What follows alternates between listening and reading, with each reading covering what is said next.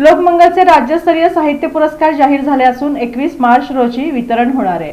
यावेळी प्रमुख पाहुणे म्हणून सांस्कृतिक कार्यमंत्री आशिष शेलार, अभिनेत्री मधुराणी प्रभुलकर यांची उपस्थिती राहणार आहे।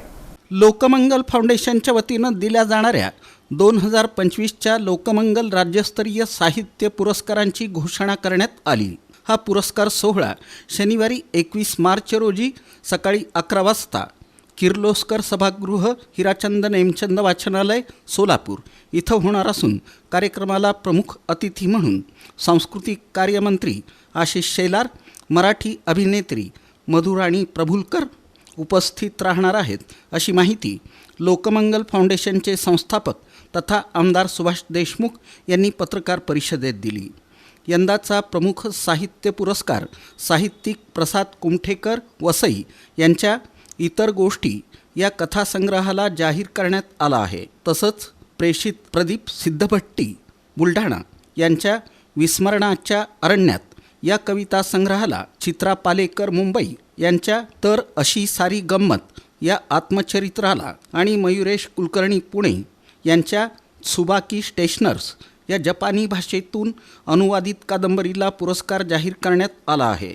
साहित्य क्षेत्रातील लक्षणीय कार्याबद्दल का.स. वाणी मराठी प्रगत अध्ययन संस्था धुळे यांना विशेष सन्मान देण्यात येणार आहे। प्रत्येक पुरस्काराचं स्वरूप 25,000 रुपये रोख, गौरवचिन्ह आणि सोलापुरी चादर असं आहे।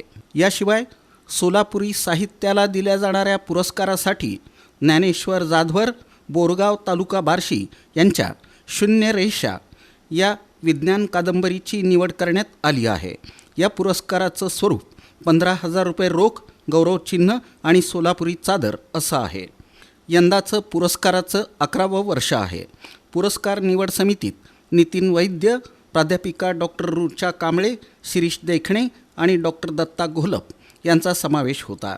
या कार्यक्रमाला सांस्कृतिक प्रेमींनी उपस्थित राहावं असं आवाहन लोकमंगल फाउंडेशनच्या वतीनं करण्यात आलं आहे। राज्यस्तरीय लोकमंगल साहित्य पुरस्काराचे मानकरी आहेत प्रसाद कुमठेकर, वसईचे आहेत।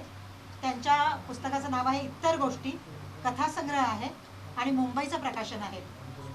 प्रेषित प्रदीप सिद्धभट्टी बुलढाण्याचा आहे हा, विस्मरणाच्या अरण्यात कविता संग्रह आहे हा आणि संभाजीनगरमधून याचं प्रकाशन झालेलं आहे। चित्रा पालेकर, अमोल पालेकर यांच्या मिसेस आहेत त्या, मुंबईच्या।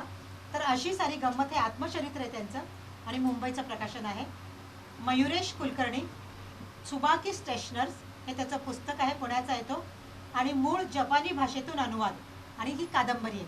आम्ही ठरवलं होतं की जेव्हा आपण ह्याला द्यायचं आहे अनुवादाला तर मूळ भाषेतून व्हायला पाहिजे, नाही तर हिंदी आणि इंग्लिशमधून झालं की ते झेरॉक्स कॉपी होत जाते, म्हणून मूळ भाषेतून द्यायचं आहे आम्ही ठरवलं होतं।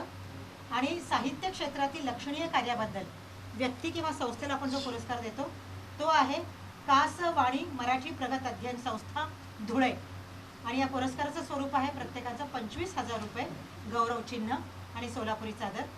आणि सोलापुरी साहित्याला आपण जो पुरस्कार देतो यंदाचा तो गेलाय ज्ञानेश्वर जाधवर, बोरगाव तालुका बार्शी। त्यांच्या कादंबरीचं नाव आहे शून्य रेषा आणि ही विज्ञान कादंबरी आहे आणि त्याचं पब्लिकेशन आहे पुणे। पुरस्काराचं स्वरूप आहे 15,000 रुपये रोख, गौरवचिन्ह आणि सोलापुरी चादर। आणि मगाशी सांगितल्याप्रमाणे वाचन संस्कृती वृद्धिंगत करणाऱ्या व्यक्तींना विशेष बाब म्हणून मान्यवरांच्या हस्ते गौरवण्यात येणार आहे। त्या 2 व्यक्ती आहेत, त्यांचं नाव त्याच दिवशी म्हणजे पुरस्काराच्या दिवशीच तुम्हाला माहीत होईल।